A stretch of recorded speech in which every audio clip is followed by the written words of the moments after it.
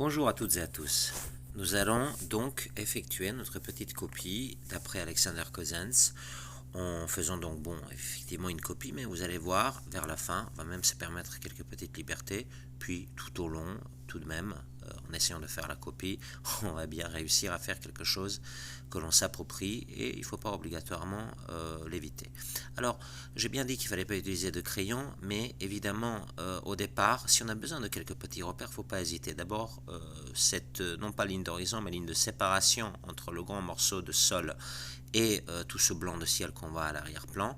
Ensuite, on fait notre peinture, notre badigeon pour celles et ceux qui utilisent de la couleur. C'est un peu de couleur, d'accord, qu'on va écraser dans le pot avant de mettre un tout petit peu d'eau.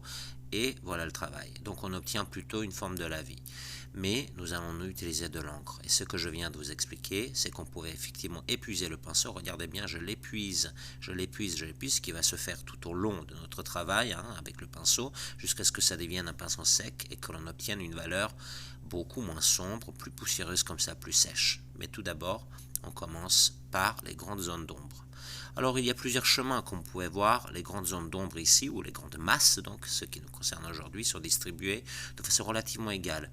Nous allons prendre un chemin dynamique que nous pouvons constater de toute façon vers le milieu de cette composition. Et je prends là ces espèces de grandes racines, les pans de sol, etc., les pans de terre, et j'essaye donc de copier le plus scrupuleusement possible les tâches que je vois. Plus vous allez vous accrocher à cette copie, plus vous allez réussir votre travail. Il ne s'agit évidemment pas de faire une photocopie, nous ne sommes pas des machines, mais on réussira bel et bien, grâce à cette prolifération de tâches dont je parlais tout à l'heure, à effectuer quelque chose qui sera totalement dans le sens de ce que nous a proposé Cousins. Regardez là, par exemple, je vous explique comment on copie une tâche. On commence par la plus grosse et puis ensuite, on fait des petites proliférations tout autour d'elle. Pour le moment, je travaille avec le pinceau vraiment chargé, d'accord ? Donc il est en pleine charge et je m'intéresse vraiment aux tâches les plus visibles, vraiment tâches, masses les plus visibles. Et quand par exemple je dois faire un tronc d'arbre là comme ça, eh bien il s'agit vraiment de ne pas faire avec la même charge les petites branches qui se promènent là sur ce tronc d'arbre, mais faire effectivement uniquement ce qui est épais. Regardez là, on a quelque chose d'épais ou on a quelque chose de fin. Avec le même pinceau, si on travaille le plat du pinceau, on a quelque chose de plus épais, et si on prend le pinceau dans sa pointe, on a quelque chose de fin. Je vais désormais remplacer carrément le pinceau, prendre le plus fin pour m'atteler aux petites branches. Et je suis toujours dans cette pleine charge de pinceau. Regardez, on dirait de la calligraphie. Alors, voilà, donc je l'épuise toujours, il ne faut jamais oublier d'épuiser son pinceau sur le bord de la feuille.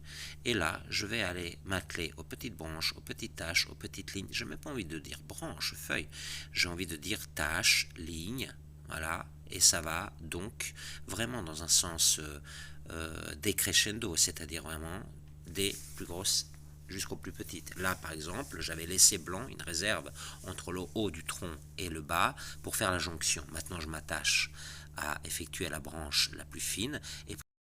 Et désormais que mon pinceau est épuisé, je vais me permettre une petite liberté, c'est celle de compenser par un arrière-plan un petit peu. Regardez, hop, presque des hachures, presque de la trame à la manière d'un crayon. Je fais une sorte de petit château, je fais une espèce de petite colline en arrière-plan. Je change même le pinceau, je prends le gros et je vais l'épuiser également. Là, en hors-champ de l'image bientôt, je vais l'épuiser carrément pour arriver à quelque chose d'extrêmement sec et j'attaque comme une espèce de densification dans le coin gauche pour faire comme une espèce d'orage qui arrive.